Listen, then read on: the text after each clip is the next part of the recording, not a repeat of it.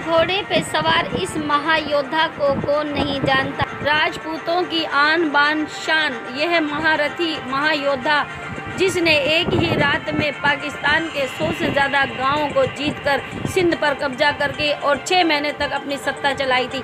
बात करेंगे आज इनकी परिवार से और क्या मांग की जा रही है, क्योंकि जिस तरीके के इस महायोद्धा ने काम किया, लेकिन इसके क्षेत्र में इसका स्टैचू न बनना और इसके नाम से सड़क का न होना सरकार पर भी सवाल खड़ा करता है। परिवार का जितना नाम था, तो जो आगे नेता यहाँ जो नेतागिरी करते हैं वो सोचते हैं कि इनको अगर आगे पहचान करवा दी, आगे मिला दिया, तो इनका तो नाम राजस्थान गुजरात में चलता है, तो इनको हो सकता है पार्टी कोई अच्छा मौका दे देगी। तो हमारे प्रति पार्टी को गलत फीड करते हैं कि BRO इस सर्कल का बलवंत सिंह जी के नाम से सर्कल का निर्माण करें। तो आपको बता देंगे यहाँ पर मांग की जा रही है बलवंत सिंह के नाम से जो सर्कल है वहाँ पर उनके नाम से है, सड़क के नाम की भी मांग की जा रही है। साथ ही उनकी प्रतिमा यहाँ पर स्थापित की जाए और उस प्रतिमा को यहाँ जो सर्किल का जो पहचान हो उनके नाम से होनी चाहिए। ऐसी उनको अधिकार भी है, क्योंकि जिस तरह से उन्होंने मेहनत की, देश के लिए काम किया, उसको देखकर सरकारों को ये खुद करना चाहिए। लेकिन अगर परिवार मांग कर रहा है तो सरकार को इस पर विचार करना चाहिए। एक हमारे बच्ची थी, वो पानी भर रही थी, वो लेके चले गए, चौधरियों की बच्ची थी, तो वो उस समय चौधरी समाज के लोग इकट्ठे होके नाथूराम जी के पास गए। तो नाथूराम जी ने कहा गांव के हो तो सारला, तो फिर आप यहाँ क्यों आए, वहाँ तो बलवंत सिंह रहते हैं। तो वो तो कहता 47 पहला हुआ करने व्यवस्था आती, अब तो व्यवस्था आपके पास है। तो व्यवस्था है, बलदीरे गाँव में रहो। नाथूराम जी का बलवंत सिंह जी का बहुत प्रेम था, तो बलदीरे गाँव में रहो, तो चिट्ठी लिखे जाओ, पाछा जाओ। फिर नाथूराम जी ने उनको सारला वालों को वापस बाकासर भेजा। फिर दादू ने मीटिंग की, वो छोटा था, मैं उसमें 12-13 साल का, हम बॉर्डर की मीटिंग देखने के लिए गए। तो पाकिस्तानी रेंजर वालों को कहा मेरी लड़की एक ले गए, या तो 3 दिन में वापस दे देना, नहीं तो मैं 3 दिन में तुम्हारी 13 यहाँ ले आऊँगा। और तीसरी मीटिंग में उन्होंने वो लड़की वापस ला के दी। ये घटना हमने आंखों से देखी। कुछ एयरवेज थे जो पाकिस्तान की वायुसेना ने तोड़ दिए, उसके बदले में हिंदुस्तान की थल सेना ने तय किया कि पाकिस्तान के अंदर घुस के हमें इसका बदला लेना है। भौगोलिक स्थितियों की जानकारी बलवंत सिंह जी को थी, और जयपुर के महाराजा भवानी सिंह जी ने अंदर जाना है तो हम कुछ नहीं जानते हैं, हम सभी वहाँ मारे जा सकते हैं। इसके लिए बलवंत सिंह बाकासर से संपर्क किया उन्होंने, और भवानी सिंह जी जो योजनाएं बनाई वो यहाँ से फिर रणकच्छ दलदलीय क्षेत्र है, तो बलवंत सिंह जी ने सारी परिस्थिति बताई, इस तरीके से अपन जा सकते हैं। सिविलिंग लोग जो आपके साथ रहेंगे, मैं भी आपके साथ रहूँगा और अपन इस मिशन में कामयाब होंगे। तो ये भवानी सिंह जी थे। उन्होंने फिर सिंध के अंदर जाने के लिए योजना बनाई और छाछरों पे कब्जा किया। तो पाकिस्तान की फौज को भी उन लोगों ने कब्जा कर लिया। जो उनका फौज का सबसे बड़ा जो हॉल्ट था उस पर अपना पूरा कब्जा हो गया। वहाँ शासन व्यवस्था रही। फिर सिंध है वो सरकार ने वापस दे दिया। जीता हुआ सिंध हमारे हाथ से चला गया। आज सिंध हमारे पास होता तो ये पाकिस्तान से अलग देश, आज़ाद देश बन चुका होता, तो आज भारत के लिए ये हमेशा असामाजिक तत्वों, आतंकवाद की जो रण के द्वारा जो घटनाएं घटी वो नहीं होती। उनके नाम के महत्व को क्या मिला वो तो आप जाने, हमें इसकी जानकारी नहीं। वो हमेशा कहते थे कि बात के साथ आदमी को खड़ा रहना चाहिए, और बात के साथ खड़ा रहने के बाद में उसका निर्णय कुछ भी आए पीछे नहीं हटना चाहिए। वो उनका सिद्धांत था। बात पे अडिग रहते थे, जिससे भी कमेंटमेंट करते, बात करते थे, उसके लिए चाहे कुछ भी हो जाए उस बात से पीछे नहीं हटते थे। किताबी ज्ञान होता है, लेकिन जो आदमी का ज्ञान होता है वो अलग ही होता है। किताबों पढ़ने से ही कोई आदमी होशियार होता है, ये बात वो सहमत नहीं थे। सिंध को जीत लिया, रातों रात उन्होंने कई गांव जीतकर भारत का झंडा जो वहाँ बुलंद किया। उसके बाद जब गवर्नमेंट ने उसको कहा कि इसे छोड़ दीजिए, तो उनको कितनी तकलीफ हुई होगी। जयपुर महाराजा भवानी सिंह जी के साथ ही हेम सिंह जी शेखावत जो अभी बीकानेर में हैं, वर्तमान में बैठे हैं, 85 से ऊपर उनकी एज होगी। आप उनसे भी जाके पूछ सकते हैं कि वो उससे भी मिलेंगे तो आपको बलवंत सिंह जी के बारे में बहुत कुछ बता सकते हैं। पाकिस्तान ने पहले हमारे पे अटैक किया, इसका बदला पहला अटैक पाकिस्तान ने किया, हमने उसने बदला लेने के लिए फिर हमने ये जंग लड़ी और सिंध पे कब्जा किया। और सिंधी आज भी आज़ादी चाहते हैं, और सिंधी उस समय भी आज़ादी चाहते थे। ये सिंध आज़ादी का बहुत बड़ा मिशन था, वो आज तक पूरा हुआ था, लेकिन पूरा हुआ वापस सिंध हमारे हाथ से चला गया। तो सिंध का हमारे राष्ट्रगान में भी जिक्र है कि सिंध ही हमारा हिस्सा है। हमारे राष्ट्रगान में सिंध का नाम है जी बिल्कुल है। और लोग उनका कहना मानते थे, आदर सत्कार करते थे और पीढ़ियों से जो हमारे पुराने लोगों के साथ संबंध थे वो आज भी है, उस समय भी थे। लोगों का प्रेम उस समय भी ऐसा था, आज भी वैसा ही है। लेकिन भारतीय जनता पार्टी से जुड़े और मैंने मेरी विचारधारा राष्ट्रवाद की थी, स्कूल में पढ़े, वहाँ से राष्ट्रवाद सीखा था। नमस्कार दोस्तों, मैं हूँ गीता चौहान, आप देख रहे हैं राजधानी संदेश। और आज हम पहुँचे हैं हमारे हिंदुस्तान और पाकिस्तान का बॉर्डर है जो बाकासर, बड़ा पॉपुलर नाम है, फेमस नाम है। और यहाँ के जो महानायक, यहाँ 1931 की जो वक्त था, उस वक्त इसी क्षेत्र से एक महानायक हुए थे, उन पर आरोप भी लगे थे। लेकिन उन महानायक ने जो देश के लिए और एक ही रात में भारत के उस महानायक ने 100 से अधिक गांव जीतकर और भारत का तिरंगा को पाकिस्तान में जाकर लहराया था। आज उस महानायक के परिवार के बीच में हम पहुंचे हैं और हमारे साथ उनके जो पोते हैं रतन सिंह जी मौजूद हैं और हम बात कर रहे हैं राजपूतों की शान बलवंत सिंह की, जिन्होंने अपनी जो शौर्य, अपने सेना की अगुवाई करते हुए भारत के लिए जो किया, शायद इतिहास में आज तक वैसा नहीं हुआ। और आज हम चर्चा करेंगे। उन पर बहुत सारे आरोप भी लगे थे, रोप और प्रत्यारोप जो भी लगे, उसी पर आज हम सारी चर्चा आज हम करेंगे रतन जी से। बहुत पुराना इतिहास है, 1971 की बात है। आपके दादाजी थे बलवंत सिंह जी, आर्मी में रहते हुए जो उन्होंने किया, तो जो आज हम सुन रहे हैं उनके ऊपर आरोप भी लगे, आप क्या कहते हैं, एक्चुअल में क्या कहानी है, आप हमें बताइए। नहीं, वो कोई डिफरेंस में नहीं थे, लेकिन देश की स्थिति को डिफरेंस की जब जरूरत पड़ी कि 71 की जंग में एक बात तय हुई कि पाकिस्तान के अंदर जो सिंध प्रांत है, वहाँ के लोग सिंधी मुसलमान पाकिस्तान से वो आज़ाद होना चाहते हैं, वो सिंध आज़ाद चाहते हैं। हमेशा उनकी सिंध आवाज़ की आज़ादी की बात आज भी वो इंटरनेशनल लेवल पे चल रही है। 71 में भुज के पास जो हमारे कुछ एयरवेज थे जो पाकिस्तान की वायुसेना ने तोड़ दिए, उसके बदले में हिंदुस्तान की थल सेना ने तय किया कि पाकिस्तान के अंदर घुस के हमें इसका बदला लेना है। उस समय की परिस्थितियों को देखते हुए उस समय भौगोलिक स्थितियों की जानकारी बलवंत सिंह जी को थी, तो जयपुर के महाराजा भवानी सिंह जी ने उनसे संपर्क करने का कहा कि अगर अपन को सिंध पे कब्जा अंदर जाना है तो हम कुछ नहीं जानते हैं, हम सभी वहाँ मारे जा सकते हैं। इसके लिए बलवंत सिंह बाकासर से संपर्क किया और फिर उन्होंने और भवानी सिंह जी जो योजनाएं बनाई वो उनका उस समय का उनका व्यक्तिगत विषय था। जैसे योजना बनी तो पाकिस्तान जो बाकासर है वो गुजरात और राजस्थान से लगा हुआ रण कच्छ के क्षेत्र का लास्ट गांव राजस्थान का बाकासर है।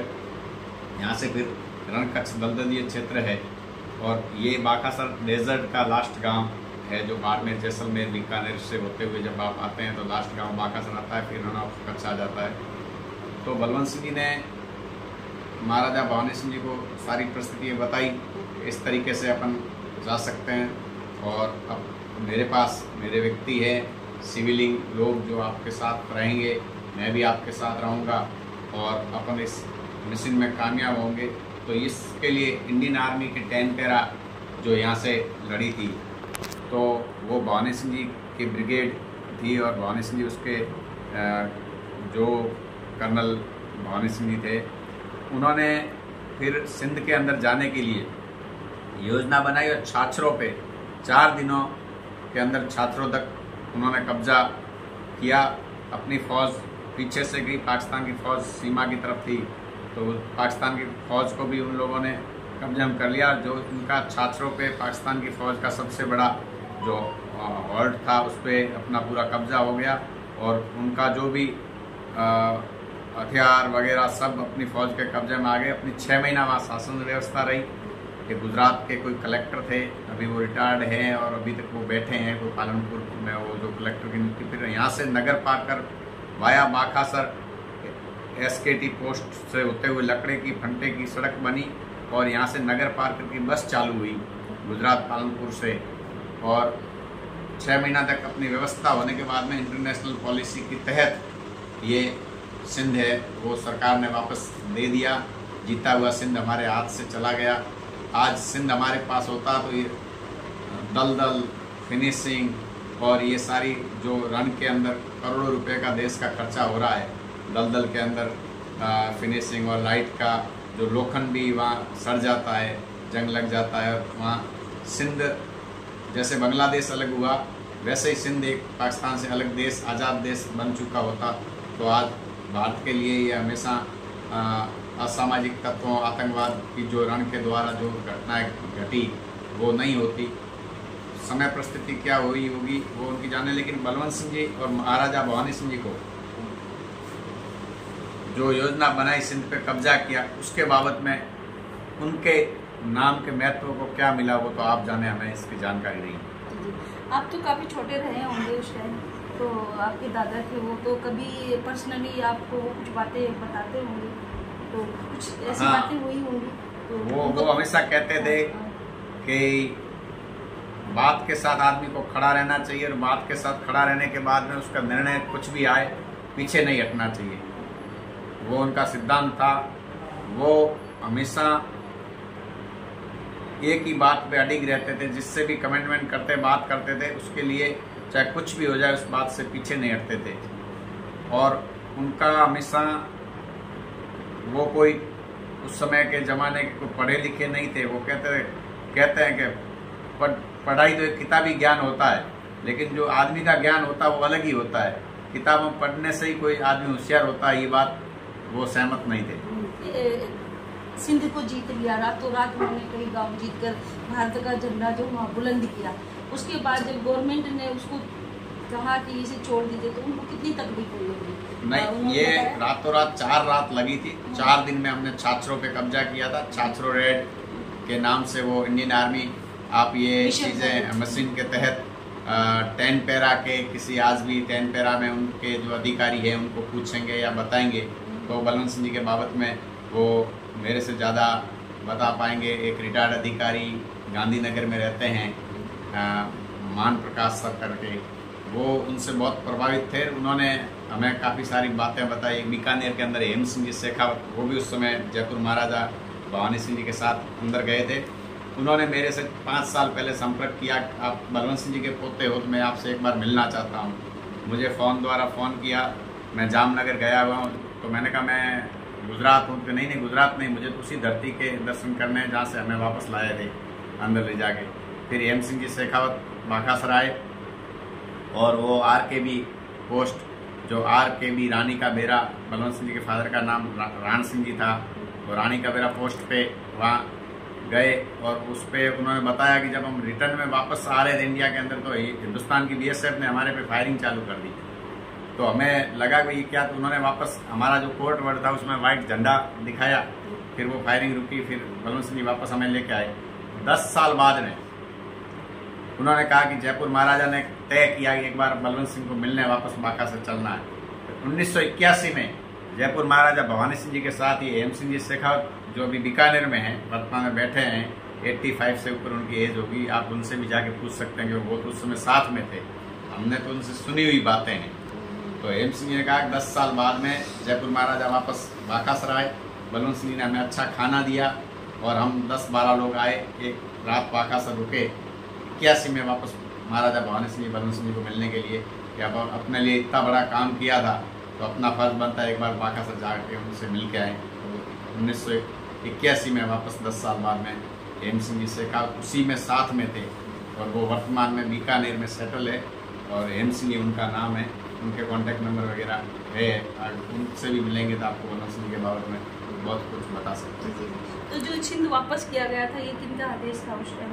जैसे सिंध वापस जो अपने एयरवेज तोड़े थे उसके बदले में बदला लेने के लिए सिंध पे जो पाकिस्तान ने पहले हमारे पे अटैक किया, इसका बदला, पहला अटैक पाकिस्तान ने किया, हमने उसने बदला लेने के लिए फिर हमने ये जंग लड़ी और सिंध पे कब्जा किया। और सिंधी आज भी आज़ादी चाहते हैं और सिंधी उस समय भी आज़ादी चाहते थे। ये सिंध आज़ादी का बहुत बड़ा मिशन था, वो आज तक पूरा हुआ था, लेकिन पूरा हुआ वापस सिंध हमारे हाथ से चला गया। तो सिंध का हमारे राष्ट्रगान में भी जिक्र है कि सिंध ही हमारा हिस्सा है। हमारे राष्ट्रगान में सिंध का नाम है। जी बिल्कुल, राष्ट्रगान में आता है सिंध का नाम। आप इतने बड़े परिवार से हैं, आपके पूर्वजों ने बहुत काम किए। आप इस वक्त क्या सरकार ने आपको कोई ऐसा महत्वपूर्ण पद या जिम्मेदारी दी है, या कभी आपने इच्छा जाहिर नहीं की? नहीं, हमने इच्छा तो कभी जाहिर की नहीं कि हम राजनीतिक दृष्टि से हमेशा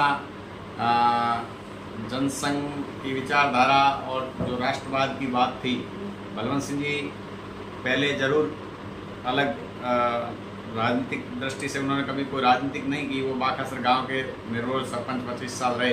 राजनीतिक में चौटन की सीट जब उन्होंने चाही, इसको हराना है उसको हराया, जिसको चाह जिताया उसको जिताया। और लोग उनका कहना मानते थे, आदर सत्कार करते थे। और पीढ़ियों से जो हमारे पुराने लोगों के साथ संबंध थे वो आज भी है, उस समय भी थे। लोगों का प्रेम उस समय भी ऐसा था, आज भी वैसा ही है। लेकिन चौटन में बहुदलीय क्षेत्र होने की वजह से यहाँ से हमेशा विधायक 2 बार भगवान दास जी रहे और 8 बार आदि जी रहे चौटन के विधायक। हमारी पहले विधानसभा साचोर थी, जिला जालोर था, 62 के बाद चेंज हुआ। आदि जी दूसरा चुनाव साचोर से ही जीते थे। समय परिस्थितियों पे एक दूसरे परिवार साथ में भी रहे, समय परिस्थितियों पे अलग भी रहे। लेकिन जब से मैंने चौपासनी स्कूल जोधपुर में पढ़ाई की और मॉन्टेसरी केजी से लेके 8 तक मैं चौपासनी में पढ़ा, और उसके बाद में जैसे मैं आया, मैंने पारिवारिक 91 में मेरी शादी और 92 में बलवंत सिंह जी का देहांत हुआ। उनके बैठे बैठे ही हमने राजनीतिक के अंदर भारतीय जनता पार्टी से जुड़े और मैंने मेरी विचारधारा राष्ट्रवाद की थी। स्कूल में पढ़े, वहाँ से राष्ट्रवाद सीखा था, तो वहाँ से मैं जैसे जुड़े। लेकिन हमारा परिवार का जैसा नाम था, वर्तमान में जो राजनीतिक नेता है वो चापलूसी करते हैं, उस तरीके की राजनीति करते हैं, वो हम कर नहीं पाते हैं। हमने सिद्धांतों की राजनीति की, तो हमारे परिवार का जितना नाम था, तो जो आगे नेता यहाँ जो नेतागिरी करते हैं वो सोचते हैं कि इनको अगर आगे पहचान करवा दी, आगे मिला दिया, तो इनका तो नाम राजस्थान गुजरात में चलता है, इनको हो सकता है पार्टी कोई अच्छा मौका दे देगी। तो हमारे प्रति पार्टी को गलत फिट करते हैं कि भाई ये ऐसा है, वैसा बलवंत सिंह जी ने वो किया, ये किया, नेगेटिव जो है, हाँ, नेगेटिव बात पार्टी तक पहुंचाते हैं। ऐसे कई लोग हैं जिनकी मानसिकता ये है कि उनका कोई बैकग्राउंड या बड़ी पहचान नहीं है। हमारे परिवार के नाम से आप कहीं यहाँ से राजस्थान गुजरात से महाराष्ट्र के बॉर्डर से लेके एमपी तक अगर कहेंगे तो व्यक्तिगत पहचान की छवि है। और हमने कभी किसी के साथ स्वार्थ की राजनीतिक नहीं की, बिन स्वार्थ की।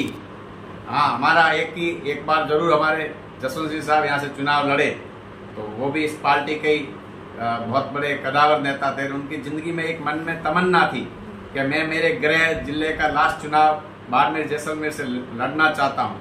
अब जसवंत सिंह जी ऐसे नेता थे कि वो गांव यहाँ की नौकल राजनीति नहीं कर पाते थे, लेकिन देश के लिए उन्होंने बहुत कुछ किया। जो पोखरण परमाणु विस्फोट हुआ उसमें भी अटल जी की सरकार में जसवंत सिंह जी का बहुत बड़ा योगदान रहा। वो भारत के वित्त मंत्री रहे, तो भी उन्होंने देश को बहुत अच्छी ऊंचाई पर, उन्होंने बाड़मेर जैसलमेर को, लोगों को ये चीज पता नहीं है जसवंत सिंह जी ने बाड़मेर जैसलमेर के लिए क्या किया। जसवंत सिंह जी ने जब जॉर्ज फर्नांडिस साहब ने इस्तीफा दिया और जसवंत सिंह जी के पास जब 4 महीने रक्षा मंत्रालय रहा, तो उन्होंने बाड़मेर जैसलमेर के लिए बाड़मेर को ब्रॉडगेज से जोड़ा, बाड़मेर को ब्रॉडगेज से जोड़ा। और आज जो पोखरा जो ब्रॉडगेज जुड़ी हुई, बाड़मेर कभी ब्रॉडगेज से नहीं जुड़ सकता था रेलवे में। और बाकासर मावसरी रोड जो अभी बीआरओ के थ्रू रक्षा मंत्रालय के लिए थ्रू बन रही है, ये भी सैंक्शन जसवंत सिंह जी ने रक्षा मंत्रालय के थ्रू। जॉर्ज फर्नांडिस का इस्तीफा दिया, 4 महीना रक्षा मंत्रालय उनके पास रहा। जब बाकासर से इसको सोईगाम सीधाड़ा मावसरी होते हुए कच्छ के लिए जो रास्ता सैंक्शन किया, उस समय मैं छोटा था, 25-27 साल की उम्र में 2-3 बार दिल्ली गया। और ये जसवंत सिंह जी ने ही रक्षा मंत्रालय के लिए थ्रू पास करवाया। इतना दिन ये काम गिरफ्त के पास था, गिरफ्त के ठंडे बस्ते में डाला हुआ काम धीरे धीरे चल रहा था, नहीं चल रहा था। वर्तमान में इसका प्राइवेट कंपनी का टेंडर हुआ, बीआरओ रक्षा मंत्रालय के थ्रू। ये बाकासर से मावसरी जो रोड बन रहा है, इसमें बीआरओ द्वारा बाकासर के अंदर एक सर्कल स्थापित किया जाए, तो उस पर बलवंत सिंह जी का स्टेचू लगे, ऐसी मैं वर्तमान सरकार और वर्तमान राष्ट्रवाद की सरकार से हमें उम्मीद है। बाकी करे न करे वो सरकार का विषय है, लेकिन ये मांग कर रहे हैं आप? हाँ, बिल्कुल, मैं इस चीज की मांग कर रहा हूँ। बीआरओ बाकासर से बीआरओ मावसरी रोड जो बन रहा है, उसके अंदर बाखासर पे सर्कल बने, उसमें बलवंत सिंह जी की स्टेचू, अगर रणछोड़ रबारी का स्टेचू गुजरात के अंदर नड़ाबेट के अंदर लग सकता है, वो तो एक फौज के खोज करके पागी दिखाया, वो भी बलवंत सिंह जी के संपर्क से फौज का व्यक्ति थे। लेकिन बलवंत सिंह जी ने अगर 71 में जयपुर महाराजा के थ्रू इतना बड़ा काम किया तो उनका सर्कल क्यों बाखासर में नहीं बने? हाँ, स्टेचू का जो खर्चा होगा, अष्टधातु की मूर्ति लगानी होगी, वो पैसा हम वहन कर लेंगे, लेकिन सरकार BRO बाखासर सर्कल पे BRO इस सर्कल का बलवंत सिंह जी के नाम से सर्कल का निर्माण करें। जी, तो आपको बता देंगे यहाँ पर मांग की जा रही है बलवंत सिंह के नाम से जो सर्कल है वहाँ पर उनके नाम से है, सड़क के नाम की भी मांग की जा रही है। साथ ही उनकी प्रतिमा यहाँ पर स्थापित की जाए और उस प्रतिमा को यहाँ जो सर्किल का जो पहचान हो उनके नाम से होनी चाहिए। ऐसी उनको अधिकार भी है, क्योंकि जिस तरह से उन्होंने मेहनत की, देश के लिए काम किया, उसको देखकर सरकारों को ये खुद करना चाहिए। लेकिन अगर परिवार मांग कर रहा है तो सरकार को इस पर विचार करना चाहिए। तो अगर आगे हम बात करते हैं, उनको बहुत सारे आरोप भी लगे थे, तो मैं ये जानना चाहती हूँ कि आरोप की बात हम बाद में करेंगे। मैं ये जानना चाहती हूँ कि आपकी कोई इच्छा सरकार से आपने जाहिर की कि आप यहाँ से इलेक्शन के लिए आपको टिकट दिया जाए, क्यों नहीं दिया जाए टिकट? आपने पूछा कभी उनसे? नहीं, हमें कोई इलेक्शन लड़ने में, वैसे हमारी सीट आरक्षित है, आरक्षित सीट है अभी वर्तमान में विधायक की, और आरक्षित सीट पे आरक्षित लोग ही लड़ सकते हैं। लेकिन जब मुझे पार्टी ने, भारतीय जनता पार्टी ने पहली बार कमल का फूल का चुनाव अगर भारतीय जनता पार्टी जीती है तो उस समय वसुंधरा जी ने मुझे इस सीट का प्रभारी बनाया था और गंगाराम जी चौधरी को यहाँ से टिकट दिया था।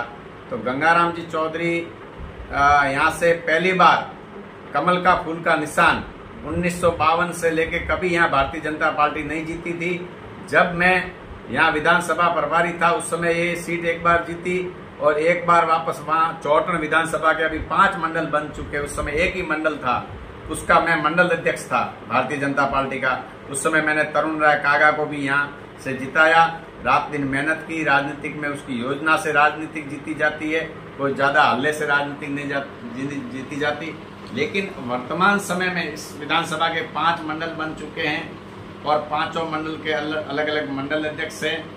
वर्तमान समय में सबसे बड़ी काबिलात की राजनीति, काबिल लोगों को आगे न लाके जातिवाद की राजनीतिक जहर जो घोला जा रहा है वो सबसे बड़ा देश के लिए भी खतरनाक है।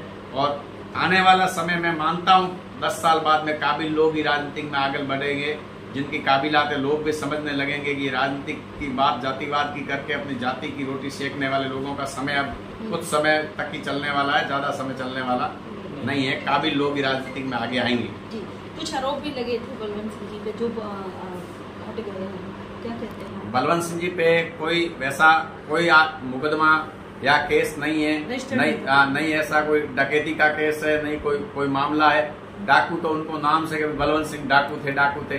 कभी उन्होंने किसी गरीब का मन नहीं दुखाया, किसी का कभी कोई लूटा नहीं होता। वो मजबूत को से लेके गरीब को देने की कोशिश करते हैं, गरीब का मन उन्होंने कभी नहीं सताया है। और उन्होंने वर्तमान समय में जो बातें जो चल रही है वो फालतू की, भारत सरकार ने उनको ऑल इंडिया लाइसेंस 2 हथियार दिए थे और उनके पास मौजर 9mm राइफल थी और एक 12 बोर राइफल थी।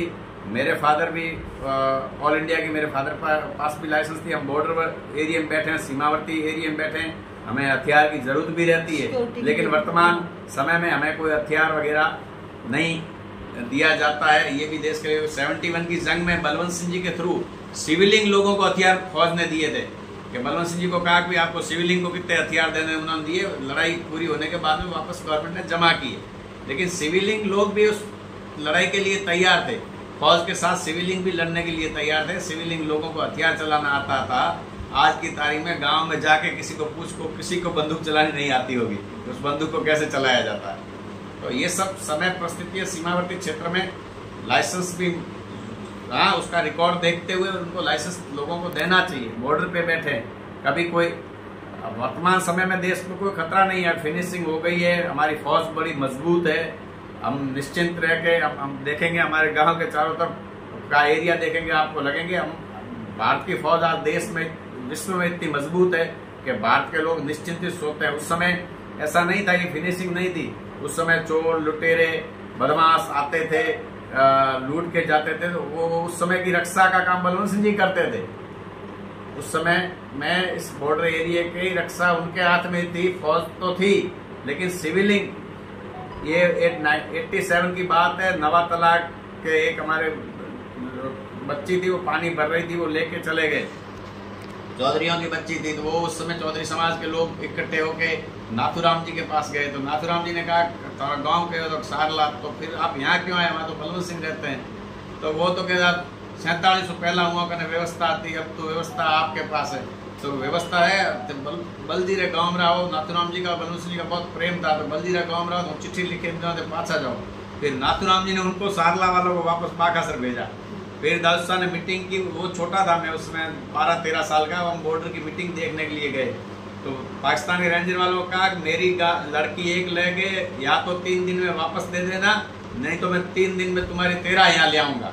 और तीसरी मीटिंग में उन्होंने वो लड़की वापस ला के दी। ये घटना हमने आंखों से देखी। जी जी, बहुत बड़ा चैलेंज कर दिया कि 13 ले आएंगे, एक दे दो के बदले, ये उनकी हिम्मत थी। तो आपके जैसे आपने अभी बताया कि कुछ लोग यहाँ पर इस तरह की राजनीति कर रहे हैं, उनकी छवि खराब करते हुए आपको आगे न बढ़ने दिया जाए, इसलिए ऊपर तक आपके बारे में गलत जो सूचनाएं दी जा रही हैं। आप मानते हैं कि वो लोग वो हैं जो आपको आगे नहीं बढ़ने देना चाहिए और गवर्नमेंट को सच नहीं बताना चाहते हैं? वो तो पार्टी के पदाधिकारी भी जानते होंगे, पार्टी भी जानती होगी। क्योंकि जसवंत सिंह जी का जो मैंने जिक्र इसलिए किया कि उन्होंने, लोगों को समझ में नहीं आ रहा कि जसवंत सिंह जी लास्ट चुनाव टिकट यहाँ क्यों मांगा। टिकट इसीलिए मांगा था कि वो चाहते थे कि मैं देश के सर्वोच्च 3 पदों पे रहा, वित्त, रक्षा और विदेश, 3 के पद पे रहा, तो मैं मेरे जाते जाते गृह जिले के लिए ऐसा कुछ करके जाऊं। जैसे मैंने जिक्र किया कि रक्षा मंत्रालय के समय ब्रॉडगेज बाड़मेर जोड़ा, बाकासर मावा से जोड़ रक्षा मंत्रालय से मंजूर हुई, तो उनको यहाँ से सांसद बनने का एक बार मन में तमन्ना थी कि मैं मेरे गृह जिले से सांसद बनूं। तो मेरी जिंदगी में जाते जाते ये नर्मदा की जो देन है, राजस्थान में वसुंधरा जी की सरकार थी और गुजरात सरकार के 400 करोड़ रुपए बकाया थे। जो 400 करोड़ रुपए बकाया राजस्थान सरकार नहीं दे पा रही थी, वो जसवंत सिंह जी सेंटर में रक्षा विदेश मंत्री थे, तो वित्त मंत्री होते हुए राजस्थान सरकार के वो 400 करोड़ रुपए जसवंत सिंह जी ने वसुंधरा जी सरकार को दिए और वसुंधरा जी सरकार ने ये 400 करोड़ रुपए गुजरात सरकार को दिए। उस समय नर्मदा का पानी राजस्थान की धरती पे आया है। अगर कोई कहते हैं आज के नेता नर्मदा हम लाए, उस नर्मदा की देन भी जसवंत सिंह जसोली थे। उन्होंने कभी कह के बताया नहीं कि मैंने मेरे घर के लिए ये किया। लेकिन हीरे की परीक्षा हीरा ही कर सकता है, दूसरे को परीक्षा नहीं होती। तो ये नोट करने वाली बात है। यहाँ पर नर्मदा की बात की गई है, दुनिया चाहे क्या कहती है, सच्चाई यहाँ पर हम आपको दिखा रहे हैं। और ये जो फैमिली है जो बता रही है, इस सरकारों को इसको सुनना चाहिए। आप सरकार से क्या मांग करते हैं आज के दिन? हम सरकार से यही मांग करते हैं कि जैसे मैंने ये कहा कि जसवंत सिंह जी के परिवार में एक हनुमंत सिंह जी करके भी हुए, जो भी इंडियन आर्मी के पास रिकॉर्ड है, तो जसोल का जो सर्कल है वो हनुमंत के नाम से भी बनना चाहिए। हमें ऐसी उम्मीद है। हनुमंत सिंह जी ने जो किया वो भी किससे छुपा नहीं है, रिकॉर्ड सब डिफरेंस के पास है। आज पैसे वाले सेठ साहूकार लोग अपने सर्कल बना के पैसे से स्टेच्यू लगा देते हैं, तो उन्होंने तो देश के लिए किया। हनुमंत सिंह जी का नाम भी वो जसोल परिवार से थे। हनुमंत सिंह जी, उनका भी आप जिक्र जानेंगे तो आपको हनुमंत सिंह जी के बाड़मेर के अभी हमारे रावत साहब जो है बाड़मेर त्रिभुवन सिंह जी, वो बलवंत सिंह जी और हनुमंत सिंह जी के बाबत में पूरा जानते हैं। हम खुद क्या कहें, वो बाड़मेर जिले हेडक्वार्टर पे रहते हैं और इंडियन आर्मी भी जानती है कि इन लोगों ने क्या किया। तो हम इसलिए चाहते हैं कि भाई उन्होंने जो किया वो आने वाली पीढ़ी को पता लगे। इसलिए नहीं कि हमारे पूर्वज थे, देश के लिए जिस पीढ़ी ने किया, जिन लोगों ने किया, चाहे जयपुर महाराजा भवानी सिंह जी हो, हनुमंत सिंह जी जसोल हो, बलवंत सिंह बाखासर हो, जिन लोगों ने किया वो रिकॉर्ड पे है। वो चीज आने वाली पीढ़ी को पता लगेगा। हमारे ऐसे आदर्श हुए थे तो दूसरे लोग भी फौज में जाना चाहेंगे, वो करना चाहेंगे कि हमारे आदर्शों ने ये किया तो हम भी कुछ करें। और ये एम्स की देन किसकी है? एम्स की देन भी जसवंत सिंह जी की है। एम्स, काजरी, ये सब देन जोधपुर में जसवंत सिंह जी की है। इसमें कोई दो राय नहीं है। मतलब वो ऐसे नेता थे, वो करके बताते नहीं थे। आज के लोग नेता मंच से भाषण करते हैं, हमने ये किया, वो किया, वो किया। वो लोग ऐसा नहीं करते। मेरे स्तर पे काम बिल्कुल। तो अभी आपके पास बच्चे कितने हैं? मेरे 2 बच्चे हैं। 2 बच्चे हैं। तो कुछ कर रहे हैं? अभी एक MSc एग्री की है दांतीवाड़ा यूनिवर्सिटी से, और छोटा है वो डॉक्टर बना है। हमारे पास पीढ़ियों से जो घोड़े थे, ताजन और बोदली नस्ल, ये जो घोड़ियां मारवाड़ की घोड़ियां मालानी की नस्ल कहलाती है, जो हिंदुस्तान में मालानी की नस्ल प्रख्यात है। तो हमारे पास जो पीढ़ियों से वाव से भोयात्रा है, 14 पीढ़ी पहला, 11 पीढ़ी पहले भोयात्रा से बाखासरा है, जो पीढ़ियों से घोड़ियों की नस्ल थी, उसका मारवाड़ी घोड़ा स्टड फार्म हमने बना रखा है। जो हमारे पास घोड़ियों की अच्छी नस्ल है, उसको हितंदर बड़ा है, वो संभाल रहा है। और वो अभी जोधपुर महाराजा अगस्त सिंह जी साहब ने जो मारवाड़ 100 घोड़ों का पिछले साल किया था, उसमें मेरे घोड़ी ताजन की बच्ची 2nd नंबर 100 में आई थी। एक गुजरात महसाणा में 100 हुआ था, उसमें एक बच्ची 3rd नंबर आई थी। तो ये खेती और घोड़ों के काम से हमारा घर व्यवहार चल जाता है। हम हमारा नीति से चलते हैं, आगे अपना काम का संभाल से। लड़का डॉक्टर बना, एक ने MSc एग्री की, संभालेंगे आने वाली पीढ़ी को। हम इस चीज़ की कहते हैं कि जिसके साथ चलो उसके साथ एक तरफा चलो। और हमें वर्तमान समय में BRO रोड बन रहा है, इसके अंदर राजनाथ सिंह जी BRO में रक्षा मंत्रालय उनके पास है, और मोदी जी जैसे राष्ट्रवाद नेता है। तो ये सर्कल हनुमंत सिंह का जसोल और बलवंत सिंह बाखासर में बने, ऐसी हमें उम्मीद है। तो जो घोड़े की बात की आपने, क्या राष्ट्रपति भवन में भी गए हैं आपके? हाँ, राष्ट्रपति भवन में मैं नहीं गया हूँ। घोड़े भेजे वहाँ पर राष्ट्रपति के जो सुरक्षा के लिए लिए जाते हैं। हाँ, वो नहीं यहाँ से वो तो क्या है, घोड़ा बग्गी वो पुरानी पीढ़ियों से जो थी वो चलती, लेकिन वो हमारे तो क्या मारवाड़ी घोड़े ये गुड़ा मालानी को मालानी की नस्ल कहते हैं। जो गुड़ा मालानी इसका सेंटर है। आजकल मारवाड़ी घोड़ा जिसका सबसे बड़ा पशु शो पुष्कर में और 55 अपने यहाँ तिलवाड़ा में होता है।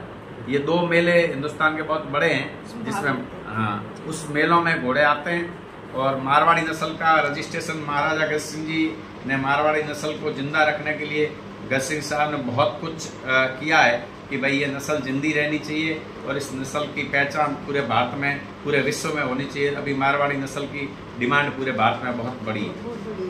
तो ये है जो रतन सिंह जी से सीधी बातचीत कर रहे थे हम, जो आपको हमने परिचय पहले ही दिया है। बलवंत राय जो बहुत बड़े यहाँ के महानायक रहे, आर्मी में रहे और देश के लिए बहुत काम किए उन्होंने। अपने क्षेत्र के लिए कुछ करने की उम्मीद थी, लेकिन शायद मौका नहीं मिला। लेकिन ये उनका परिवार है। अभी जो हमारे देश के प्रधानमंत्री हैं, हमारे देश के अंदर हमने देख रहे हैं कि नाम परिवर्तन करने की और जो हमारे पहले नाम थे उनको वापस लाने की परंपराएं, योजनाएं शुरू हो चुकी हैं। तो क्यों ना बलवंत सिंह जो यहाँ इतने बड़े योद्धा रहे, महानायक रहे, उनका नाम का यहाँ स्टैचू बनना बहुत ज़रूरी है। ऐसी मांग परिवार भी कर रहा है। सरकारों को इस पर देखना चाहिए और ये इतिहास में एक अच्छा मैसेज भी होगा। आने वाली पीढ़ियाँ उनको पढ़ेंगी, उनके बारे में प्रचार भी कराना बहुत ज़रूरी है, ताकि जो नए जवान जो पीढ़ियाँ हैं, जो न्यू जनरेशन है, उनको उनके बारे में जानने का मौका भी मिलेगा। और जो देश भक्ति की भावना है नौजवानों का, वो भी बहुत ज़्यादा उसको जागेगी। इससे क्या है, जो हमारी युवा पीढ़ी है वो आर्मी की तरफ जाने का रुख जरूर करेंगे। ऐसी उम्मीद के साथ मैं गीता चौहान, बाखासर, राजस्थान। बावन गाँव हमारे जागी, 52 गाँव की जागी।